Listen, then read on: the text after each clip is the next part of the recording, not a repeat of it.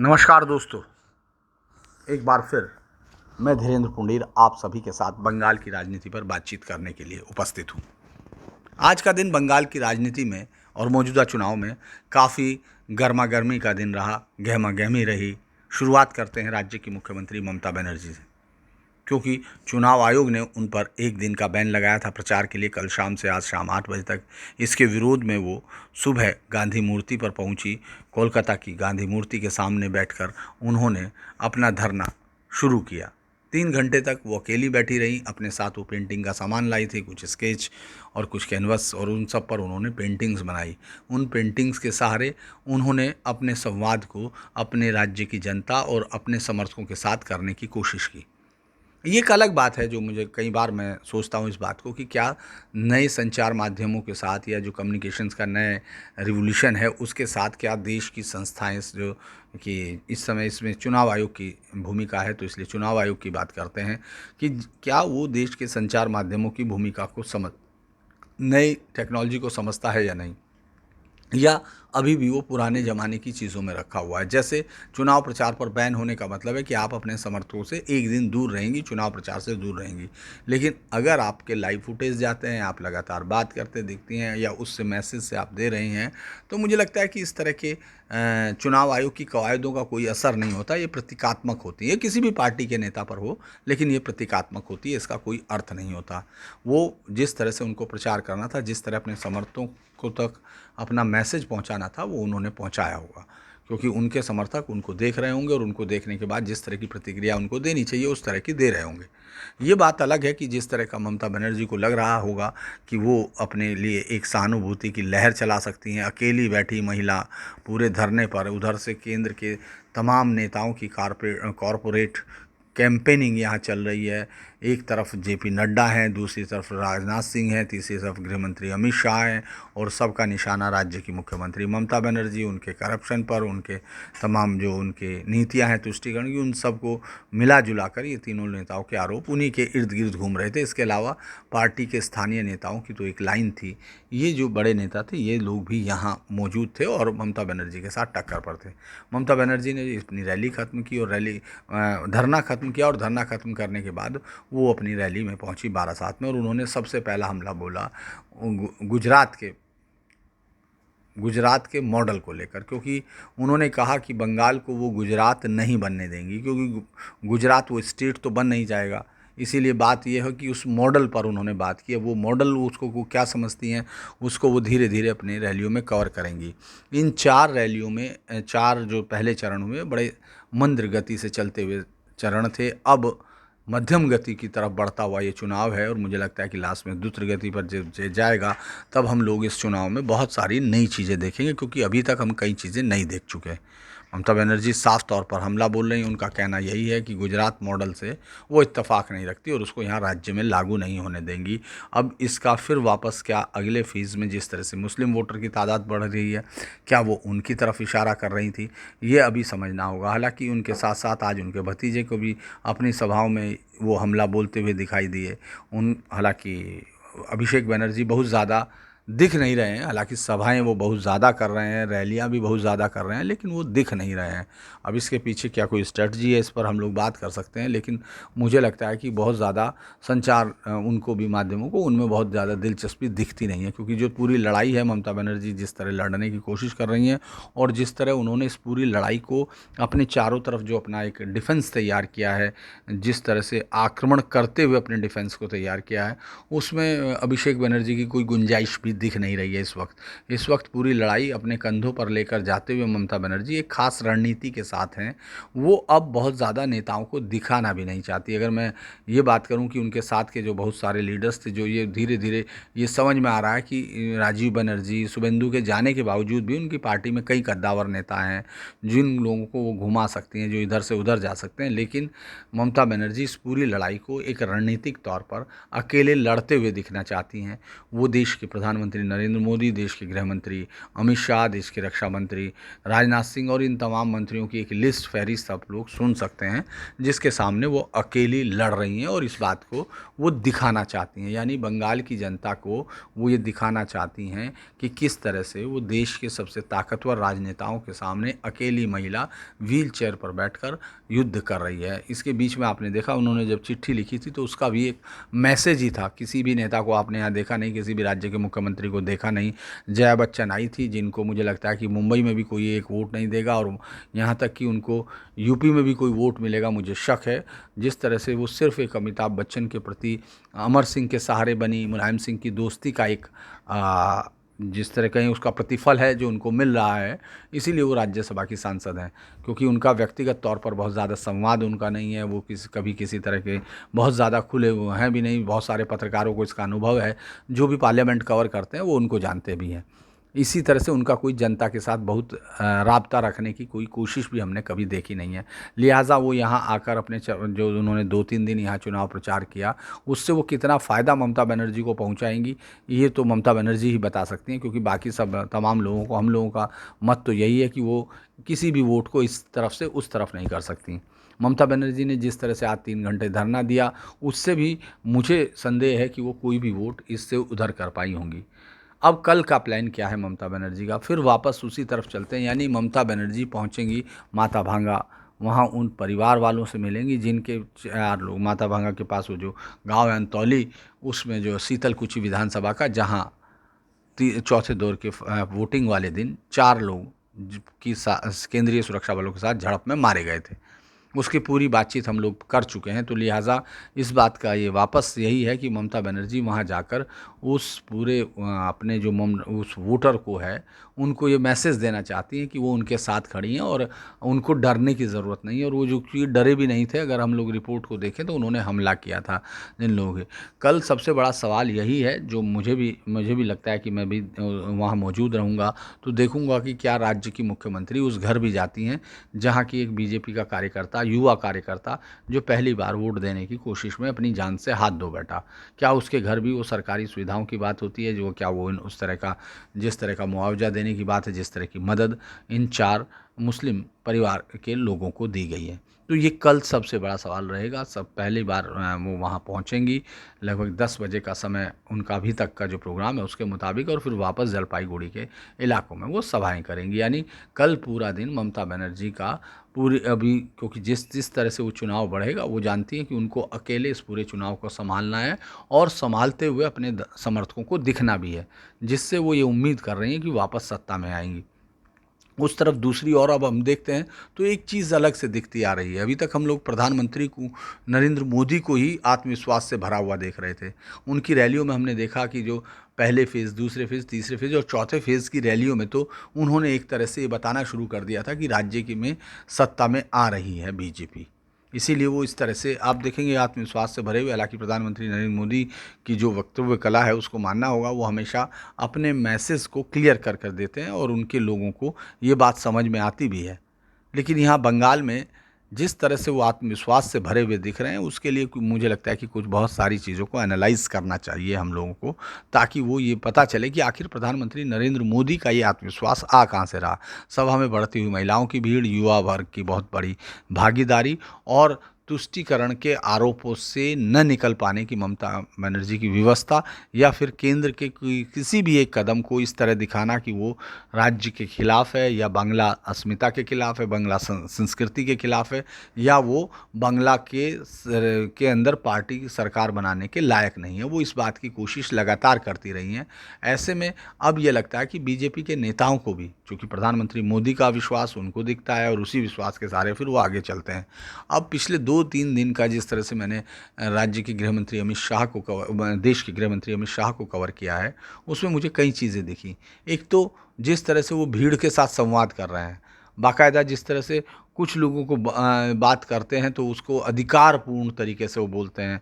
जिससे कल ही सिलीगुड़ी में देख रहे थे, हालांकि कालिम्पोंग में भी उन्होंने इस तरह कहा कि आरपीएफ के लोग एकदम पीछे हटिए, मुझे किसी सुरक्षा की ज़रूरत नहीं, आप पीछे हटिए, आप पीछे हटिए। और उन्होंने कहा कि मेरे पे ऋण है, जितनी बड़ी तादाद में आप लोग यहाँ आए हैं, मेरे पास ये ऋण है और मैं पूरी ज़िंदगी चुका नहीं पाऊंगा। जब 2 मई को हमारी सरकार बनेगी तो मैं इसके बारे में, जो भी आपका विकास है उसके बारे में बात करेंगे। फिर आप उनको सिलीगुड़ी में देखते हैं भगवा झंडों की भीड़ के साथ, और वहाँ भी जय श्री राम के नारे, और उनके बाद उनका वही उन्होंने उसी टोन में बातचीत की। उन्होंने साफ कहा, जो मंच से वो बाकायदा माइक लेके अपने रस से बोल रहे थे, ये आवाज़ बंद कीजिए, माइक की आवाज़ बंद कीजिए, और इस तरह की चीज़ें, मतलब ये चीज़ें, शब्द आपको ज़रूर ऐसे लग रहे होंगे, लेकिन अगर आप उन रैलियों में हों तो आप इस बात को एहसास करेंगे कि ये लगातार पिछले 1.5 महीने से मैं सभाएं कवर कर रहा हूँ, रैलियाँ देख रहा हूँ और इन सबको समझने की कोशिश कर रहा हूँ, तो आपको उसमें बदलाव दिखेगा। यानी वो बदलाव, बहुत सारे लोगों को लगेगा कि शायद वो अति आत्मविश्वास है, और बहुत सारे लोग इसको आत्मविश्वास मानेंगे, क्योंकि जिस तरह से पहले 4 फेज़ के चुनाव पर हम लोगों ने डिस्कस किया है कई बार कि पहले 2 फेज़ में यकीनन बीजेपी आगे है। आप अगर उसको क्लीन स्वीप भी नहीं कह रहे तो बहुत अंतर के साथ वो आगे दिख रही है, और तीसरे फेज़ में बीजेपी थोड़ा सा पीछे आती दिखती है, और वो ये कहा भी जा रहा था कि वो तृणमूल कांग्रेस का गढ़ है, तो लिहाजा वहाँ उस तरह से तृणमूल को सफाया करना चाहिए था, लेकिन तृणमूल सफाया करते हुए दिख नहीं रही है। उनके लोगों का भी मानना है कि वो तीसरे फेज़ की भी 30 सीटों में से बहुत ज़्यादा सीटें नहीं ले पा रहे हैं, मतलब उससे कि बहुत ज़्यादा का अंतर पैदा कर दें, इस तरह की सीट नहीं ले पा रहे हैं, और पहले 2 फेज़ के अंतर को पाट पाएँ, ये भी ऐसा होता हुआ नहीं दिख रहा। और ऐसे में चौथे फेज़ को बीजेपी 50-50 करने में सफल होती हुई दिख रही है, और यही वो कारण है जो प्रधानमंत्री नरेंद्र मोदी को ये कहने पर मुझे लगता है कि ये आत्मविश्वास दे रहा है कि 2 मई को वो जा रही हैं, और बीजेपी अब टीएमसी साफ, चुनाव हाफ, फिर टीएमसी साफ, यानी हाफ में ही टीएमसी साफ हो गई है। और ये बात शायद मुझे लगता है कि उनके तमाम जो मंत्री हैं, उनके करीबी हैं, उन लोगों ने ये बात पकड़ ली है, और अमित शाह राज्य में लगभग उसी बात को कहते हुए दिख रहे हैं। आज जब हम लोग उनकी एक सभा जो कोटा में थी, नागरा कोटा में, ये सभा भी बेहद दिलचस्प थी। यहाँ बहुत दिनों बाद, मतलब यूँ तो अमित शाह रोड शो कर रहे हैं, सभाएं भी कर रहे हैं, रैलियाँ कर रहे हैं, लेकिन यहाँ अगर हम देखें जलपाईगुड़ी की इस विधानसभा में बहुत सुबह से भीड़ आनी शुरू हो गई थी उनके मैदान में, और हालांकि दोनों हेलीकॉप्टर्स वहाँ उतरे, उनके मीडिया के लोगों के साथ भी एक हेलीकॉप्टर्स उनका था जो मीडिया के लोगों को साथ रखे हुए था। उनके बाद वो जब वहाँ उनकी सभा में लोग आते हैं तो उनका विश्वास और बढ़ता है, वो अब लगता है कि बहुत आत्मविश्वास के साथ हैं। उन्होंने एक अपील, आपने देखा सिलीगुड़ी में, जो हम लोगों ने डिस्कस भी किया था, और मैंने उसको हेडलाइन में भी लिया था कि आखिर किस तरह से उनका कहना यह है कि वो आपसे वोट मांगने नहीं आती। आज उन्होंने सभा में सीधे तौर पर घुसपैठियों की समस्या और इधर की तरफ वो कनेक्ट करने की कोशिश की कि जो सामने युवा बैठा है, जो मेरे सामने बेरोजगार युवा बैठा है, उसकी नौकरी कोई घुसपैठिया ले चुका है।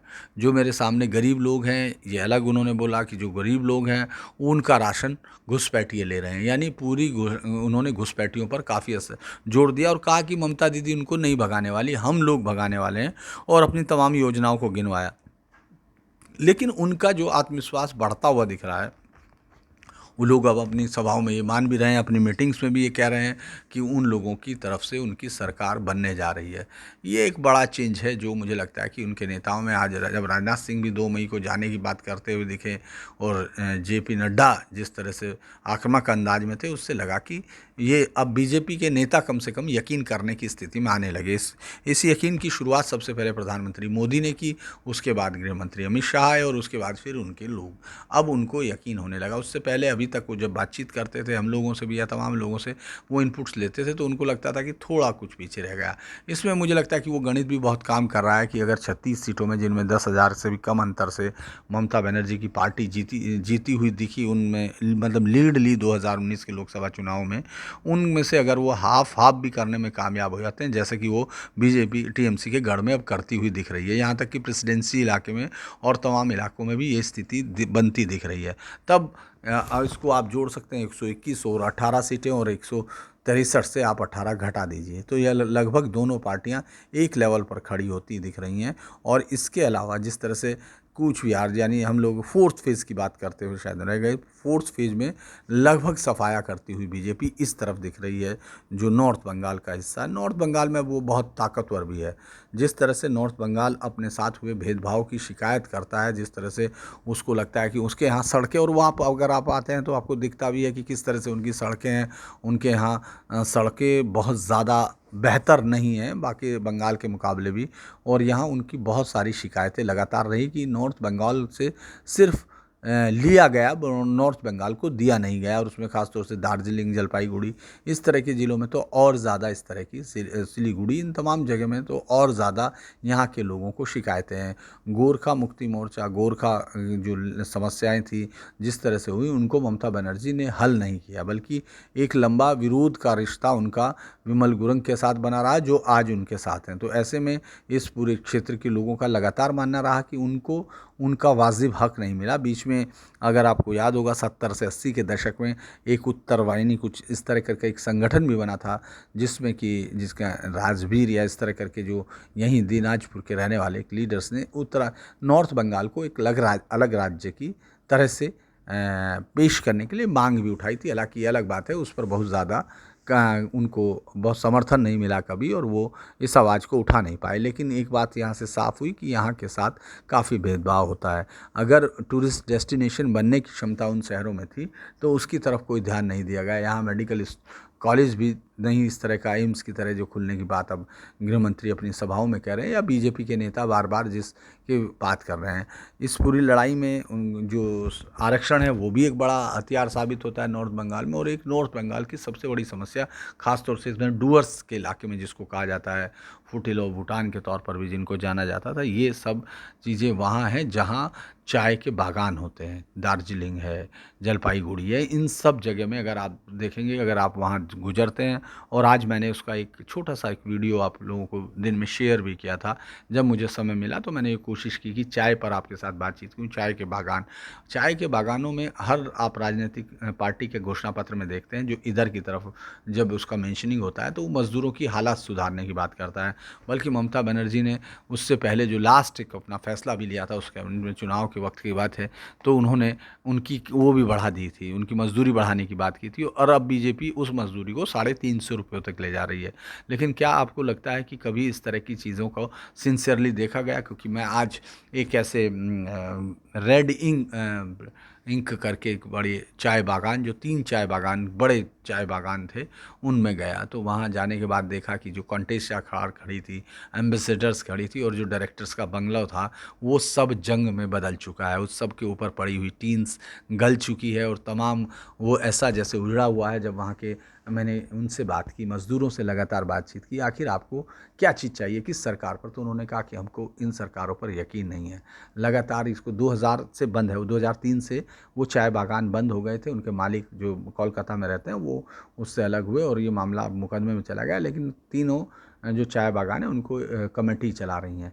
अब उसमें से उनको जो सरकार से मदद मिलती है, 1500 रुपये महीना शायद उसमें मिलता था, जो परमानेंट एम्प्लॉयज़ थे, जो ऑन रोल एम्प्लॉयज़ थे उन फॉर्म्स के, और बाकी सब अभी कुछ नहीं। उसमें उन लोगों का कहना था कि कई सरकारें आ गई, यानी लगभग 20 साल में 4 बार तो चुनाव हो चुके, 4 बार 5-5 साल की सरकारें हो चुकी, और बंगाल का अगर राजनीतिक हिसाब देखें तो उसके हिसाब से 2 पार्टियों की सत्ता बदल चुकी है।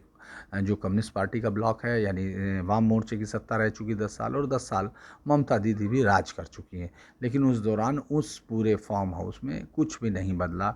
उन बागानों के मज़दूरों को कुछ नहीं मिला सिवाय इसके कि उनको कुछ रोटी और कुछ चावल और ये 1500 रुपया उन लोगों को मिले। इस दौरान आप ये सोच कर देख सकते हैं कि क्या उनके बच्चे उसमें पढ़ पाए होंगे, क्या उनके बच्चों के लिए एजुकेशन रही होगी, और किस हालात से वो गुजर रहे होंगे। लेकिन उनको अगर हम चुनाव की रैलियों पर देखें तो सबसे ज़्यादा चिंता इस इलाके में उन्हीं की होती है।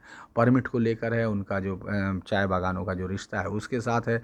और एक और चीज़ जिस पर कोई बात नहीं कर रहा, हालांकि छिटपुट तौर पर बीजेपी कहीं कहीं करती है, वो है नॉर्थ बंगाल से ह्यूमन ट्रैफिकिंग, खासतौर से छोटी छोटी बच्चियों की ट्रैफिकिंग।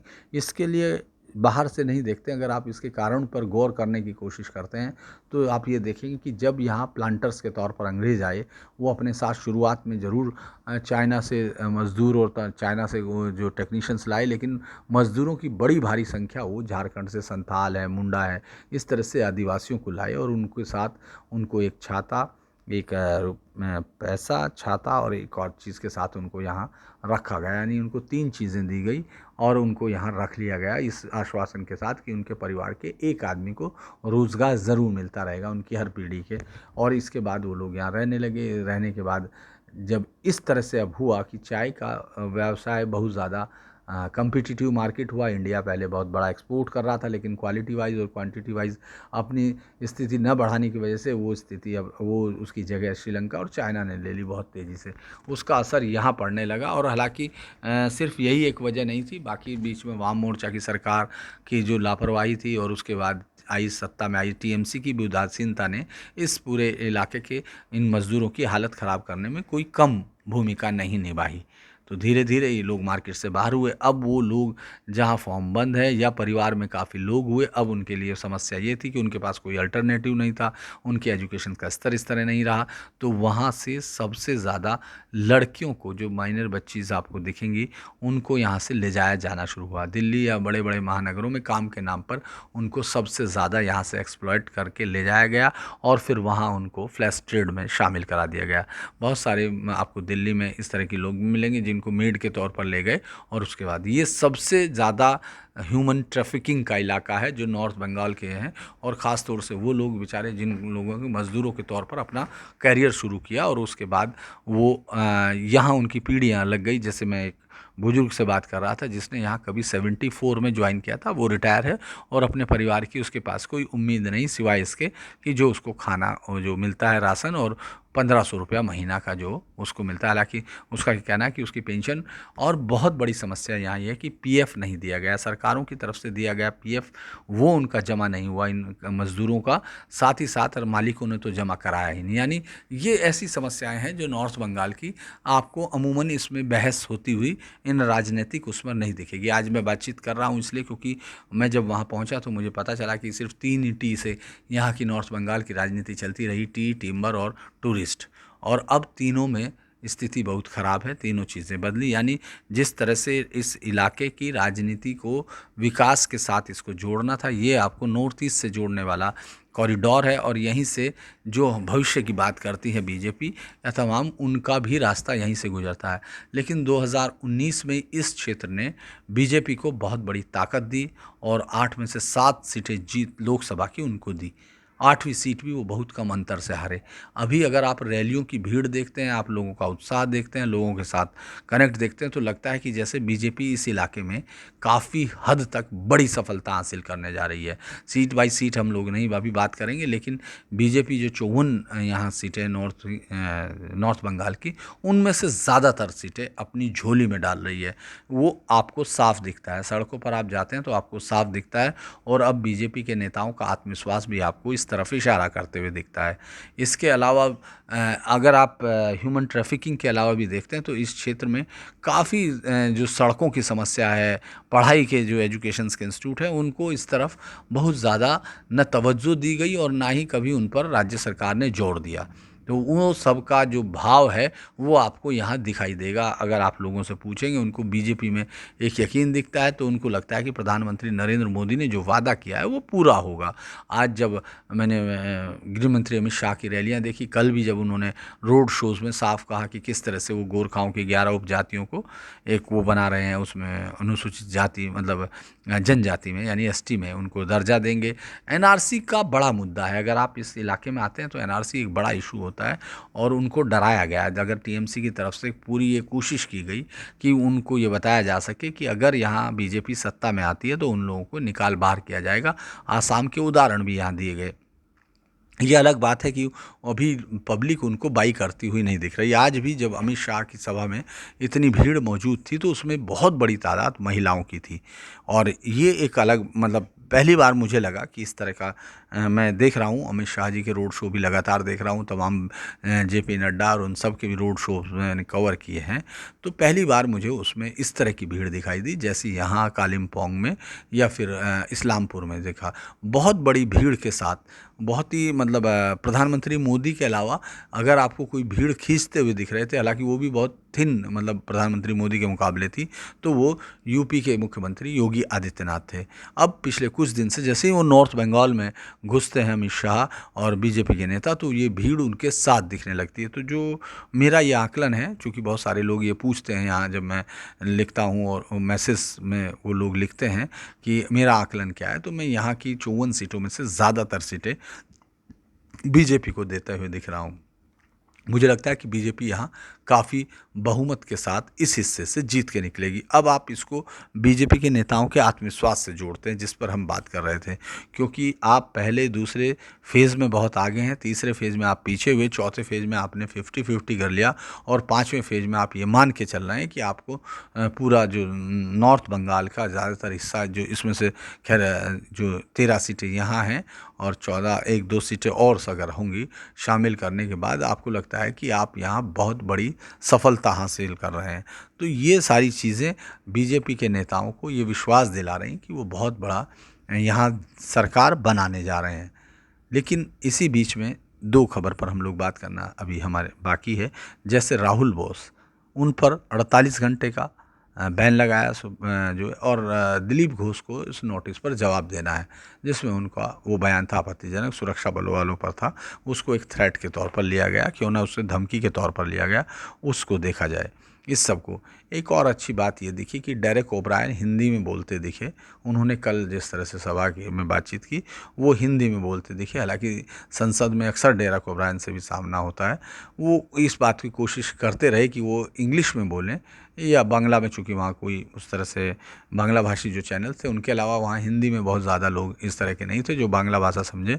तो उनका ये जो वो था, ये एक नया रूप हमको देखने को मिला, क्योंकि डेरेक ओब्रायन ममता बनर्जी की उसी आर्मी के सदस्य हैं जो पूरी तरह से विपक्षियों को कोसने में, उन पर चढ़कर पर्सनल हमला करने से लेकर किसी भी तरह से पीछे हटने में यकीन नहीं करते। उनका इस तरह से देखना ये भी बताता है कि आखिर प्रेशर बहुत माउंट हो रहा है। अब ममता बनर्जी को अगर हम देखते हैं तो लगता है कि जैसे वो अपनी इस जिस राजनीति के साथ उन्होंने लंबे समय से हमले प्रति हमले, इस तरह के जो हमले देखे, उनके बाद वो पहली बार इस तरह की राजनीति अपने सामने कर रही होंगी कि एक कदम आगे बढ़ा रही हैं, तो ये सोच नहीं पा रही कि आगे किस तरफ जाना है।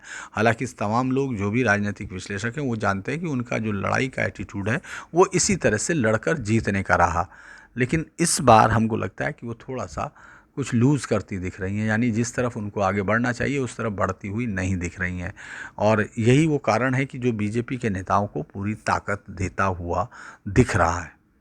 मैं इस पूरे चूँकि आज बहुत लंबी मैंने यात्रा की और मुझे लग रहा था कि मैं शायद आप लोगों से आज बातचीत नहीं कर पाऊँगा, लेकिन नींद के बीच में भी मुझे लगा कि नहीं, एक क्रम है जो हमको बातचीत के बीच में बनाया है, तो हम इसको बरकरार रखें, क्योंकि बंगाल के चुनाव में अब रोज़ के डेवलपमेंट्स में मैं कोशिश करता हूं कि आपके लिए कुछ नई चीज़ निकाल के ला सकूं जिस पर बात कर सकूं। हालांकि इतना समय नहीं होता कि मैं उन सब को एनालाइज करके आप तक पहुंचाऊं, लेकिन मैं कोशिश करूंगा कि आपका ये जो समय मुझे दिया जाता है ये बेकार ना हो। आप ये ना कह सकें कि इस तरह से आपको कुछ हासिल नहीं हुआ।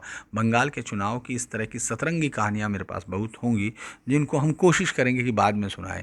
मैं अब आज चूँकि बहुत सारी बातें और करता, लेकिन अब मैं आराम करना चाहूँगा, क्योंकि कल फिर सुबह निकलना है वहीं, और कल का दिन काफ़ी बड़ा दिन होगा राजनीति में। आज फिर मैं एक खूबसूरत सी कविता के साथ आपको इसका समापन करना चाहूँगा। हालांकि हमने आज कविताएं उस पर भी पढ़ी चाय पर, लेकिन मुझे लगता है कि पता नहीं क्यों मैं नींद में जो कविताएं फिर भी पढ़ना चाहता हूँ कोलकाता को लेकर। और कवि नील की कविता है, मुझे बहुत पसंद है कवि। अगर आप भी कभी इनको पढ़ना चाहें तो आपको पढ़ना चाहिए, अगर बंगाल के बारे में आप। एक टांग पर बैसाखियों के सहारे खड़ा है शहर का बूढ़ा लाइब्रेरियन दीप्तिदा। कोई नहीं जानता कैसे, कब और कहाँ खो गई उसकी दूसरी टांग। वह कौन सी तारीख थी, कौन सा दिन था और वार था जब थामी थी उसने यह काठ वाली बैसाखी।